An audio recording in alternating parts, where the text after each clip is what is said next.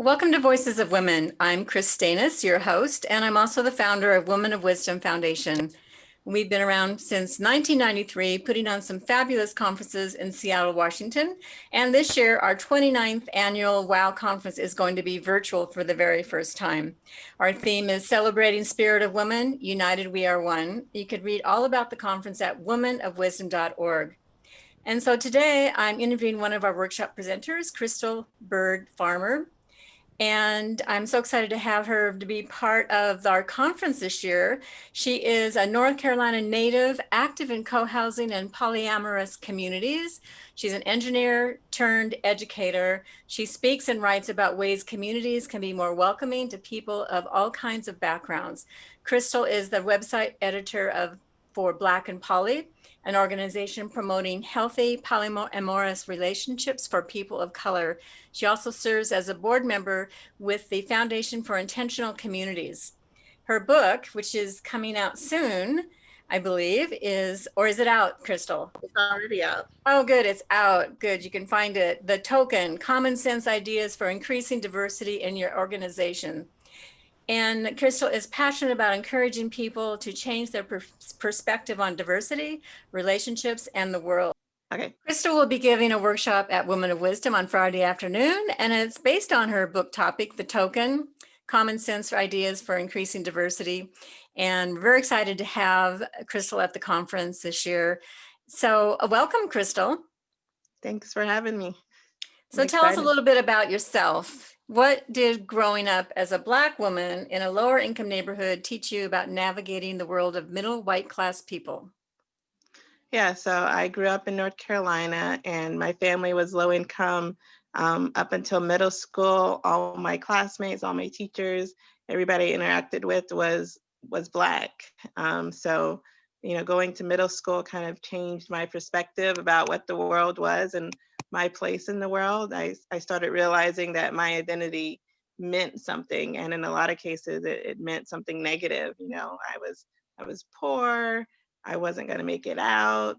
I had, a single mom, things like that. So I spent my, the most of my life just trying to overcome that negativity and become someone super successful and, prosperous and all of that. And I realized that even though I made it into middle class culture and, was able to interact with the majority white world, it wasn't exactly me that was interacting. It was kind of this image, this mask of me. And I had, yeah. Say a little I more had to about kind of, that, because that's interesting for me as a white woman. I've heard a little bit of that before, but to live your life with a mask on just to fit in. yeah. There's just there's a whole different culture that Black people in America have, and it may be different depending on what coast you're on, what cities you live in. But the things that were that my family did and that I was comfortable doing weren't always things that were accepted by middle class people. My family can be very loud at family gatherings, and I know a lot of other families are that way, and so when I go into a space and, they're kind of expecting me to be the quiet, the deferential. Sometimes they want me to be the sassy Black woman. They have these expectations based on their kind of image of what Black people are instead of me being kind of who I am, my normal self. And so that taught me a lot about how to interact with people. And it also made me want to help other people see that, we can show up in all kinds of different ways, and it's important to recognize those different ways and to be okay, if somebody's showing up in a different way. So do you feel comfortable doing that now? I imagine you've had some growth with this and some personal, working on that in yourself. And do you feel comfortable being the exuberant Black woman you are? um, I don't know. I still feel like I mask in a lot of settings. So I'm autistic. So um, part of me doesn't always know when it's appropriate to be, you know,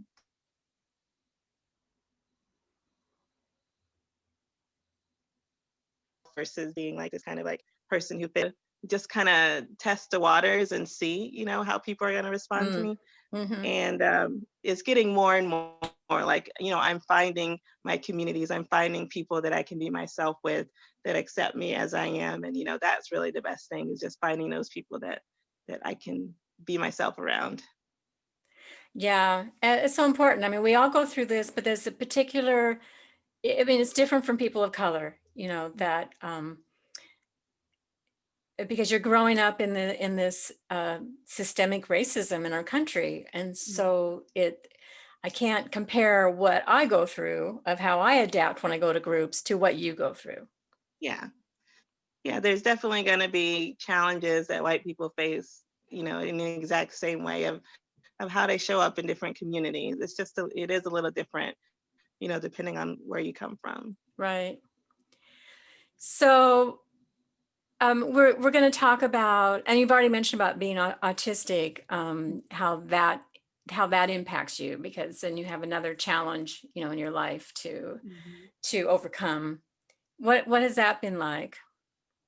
Well, so I didn't realize I was autistic until my daughter was diagnosed. She was diagnosed a few years ago, and then I went through the whole process of getting a diagnosis.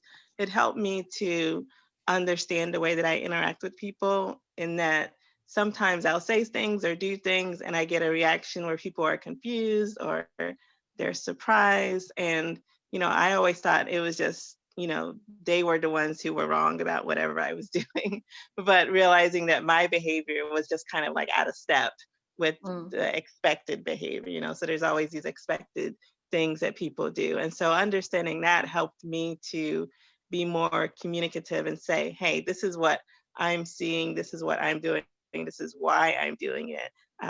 For example, I don't call my parents or my family or even my friends a whole lot. Now we have COVID.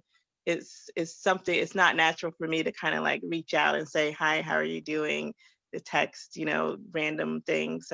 So I had to say, if you want to hear from me, please let me know. If you need me to send a text every week, let me know.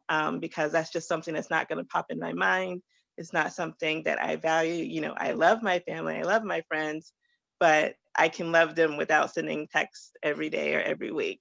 So if Mm. you need that, please let me know, and know that I'm not doing it because I hate you. So that's helped me to communicate to people, why I'm doing things that they might not expect that I'm doing.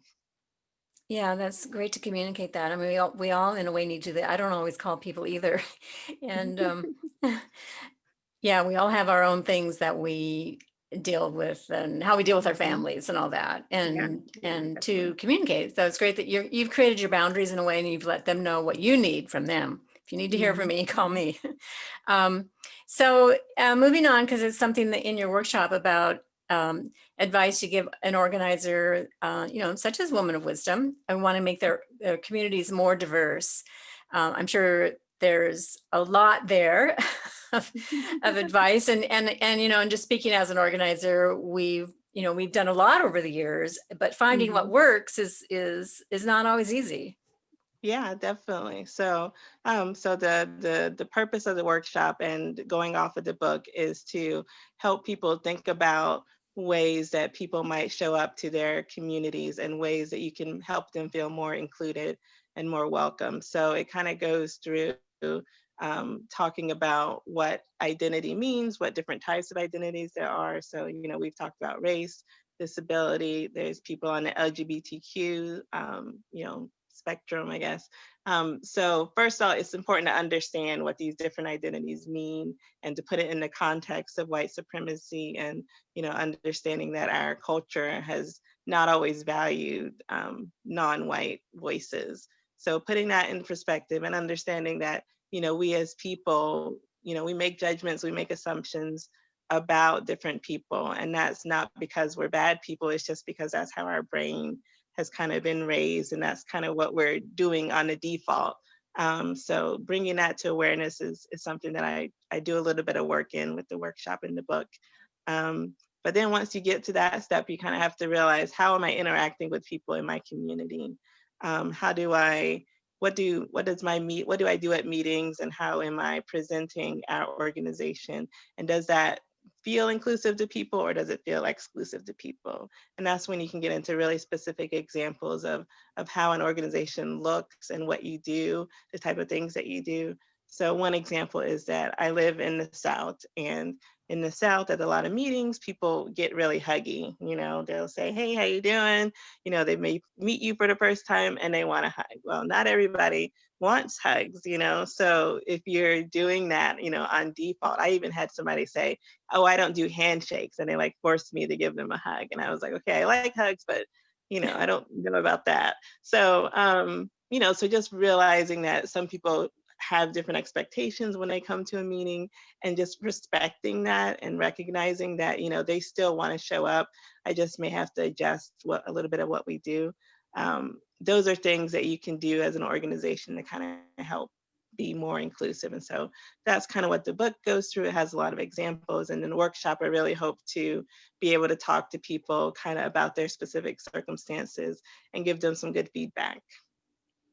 Yes, and it's not just about organizations. It's even just on a personal level. Like, all of us are in organizations. All of us go to meetings, even Mhm. though now they're Zoom and that has a different Yeah. element to it. But we all have interact or don't interact because of where we live. We don't have the Mhm. opportunities. There aren't people of color in our neighborhoods or in the organization. So even the question, well, how do we reach out to those people? How do we meet them? How do we become friends with people of color when it's not in our um, within our community?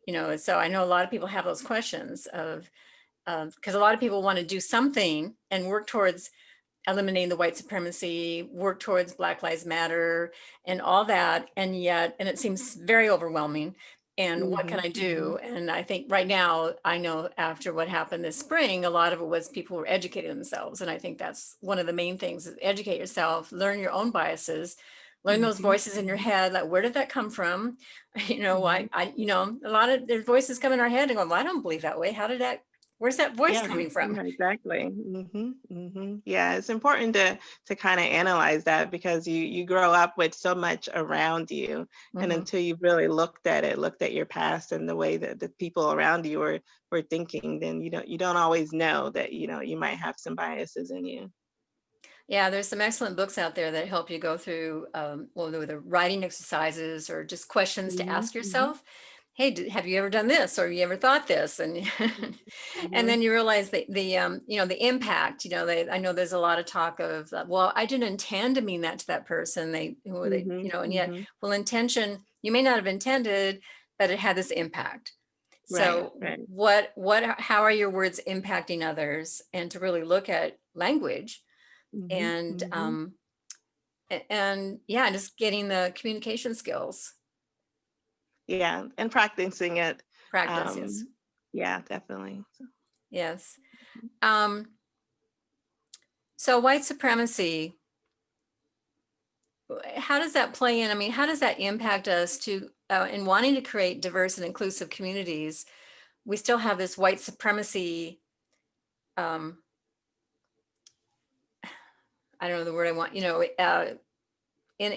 country, in our lives. Yeah. It's sort Mhm. of, it's in the corporations, it's in the politics, it's everywhere, and Yeah. not Yeah. necessarily, and sometimes hidden, overt and Mhm. covert, Mhm. and so that it impacts us in how to create diverse and inclusive communities. Yeah, I think it is really overwhelming when you think about how much white supremacy has been a part of like the founding of America, and the way our government was set up, our criminal justice system, the way money is distributed and held, housing for sure. So it's really overwhelming to think that, can we fix all of it? Can we change it? But I think it's the best way of thinking about it is on the individual level. Can you fight white supremacy as an individual? So, that means being more aware of the history and understanding all these different things about housing segregation and the banking system and the criminal justice system, but then also being able to talk to your friends and family about it. Not everybody is gonna read the same books and, Mhm. and watch all the videos or take workshops. So they need somebody to tell them, like, hey, I know you're a good person, you care about people, but some of the things you do, they, are upholding white supremacy. And, if you want to make this world more just, and, you can do some things better, just like I'm trying to do things better. So I think having those personal one-to-one conversations is really important.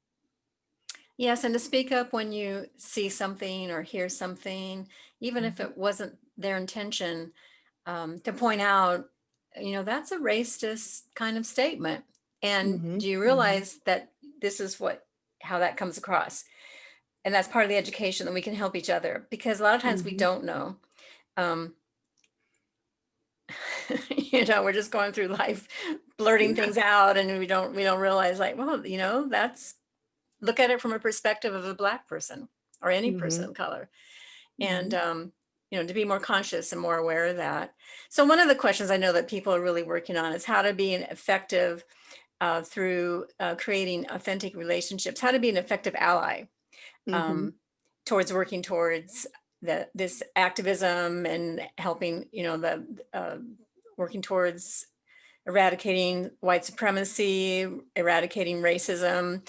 And it's going to be an ongoing Yeah. Oh, efforts for definitely. sure. But how can Mhm. we be more effective ally? Yeah, I think, people don't have to go out to every protest and march. I don't think everybody, is kind of in a position where they can do that. So it's perfectly okay to say, I want to fight white supremacy, but I can't commit to, going out in the streets or protesting. There are things you can do like just being educated and knowing what the current issues are, knowing what people are fighting for. And then like lobbying government is a really good way to be an ally. So, we're a system that's based on representative government. So the more that you tell your representatives, which who are majority white people, the more you tell them, we want justice, we want fair housing, we want things that are equitable for all people. The more you tell them that, the more they'll think, okay, well, I need to represent my people and actually do those things. I don't think Congress will ever be like 50% Black, because the US population isn't 50% Black, Mhm. but 100% of Congress can still support, the Right. needs and the values of Black people. So I think we should definitely be fighting for that. On a personal level, I think it's just reaching out to different people with different identities and understanding their struggles. So in the book, I talk about disability, I talk about LGBTQ, socioeconomic differences. And, the more you hear from people with those different identities and understand what they're going through, the more that you can kind of speak up for them when they need to be spoken for. Like, they don't always need someone to speak up. But if they're not there and if something is happening, you can be the one to speak up and say, hey, this is wrong. This is something that I think should change. You can be the ally by saying, I don't have that identity, but I know people with that identity. I care about those people. And now I'm saying this is something that needs to change. Yes, that's a good point. And also, I think what we can do as one person, what do we feel passionate about? Mm-hmm. I know a lot of people at the time well, a lot of us were working, passionate about the vote, getting the vote out there. Mm-hmm. What cause can we get behind, join an organization, support monetarily to organizations that Mm-hmm. are working on Mm-hmm. social justice? There's a lot of organizations out there that are doing really good work, and research that. Find one that appeals to you, that you're passionate Yeah. about, some topic you're passionate about.